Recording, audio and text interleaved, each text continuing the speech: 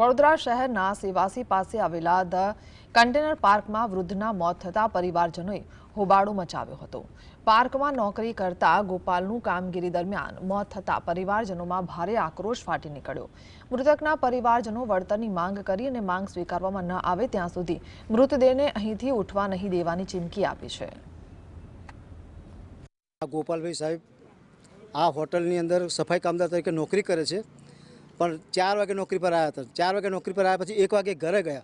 અહીં બાજુમાં રહે છે પાર્ટી પ્લોટમાં, અને રાત્રે 1 વાગ્યા પછી અહીંયા આવ્યા અને સિક્યુરિટી તરીકે નોકરી એમને બોલાયા, અને સિક્યુરિટીની નોકરી તરીકે બોલાયા અને રાત્રે કેટલા વાગે મરી ગયા છે એ સવારે આ સંજયભાઈના મમ્મી અહીંયા એમને બોલાવવા માટે આવ્યા ત્યારે ખબર પડી કે મરી ગયા છે। પણ આ સંજયભાઈ આ હોટલના માલિકોને ફોન કરી થાકી ગયા, પણ કોઈ જવાબ ના આવ્યો।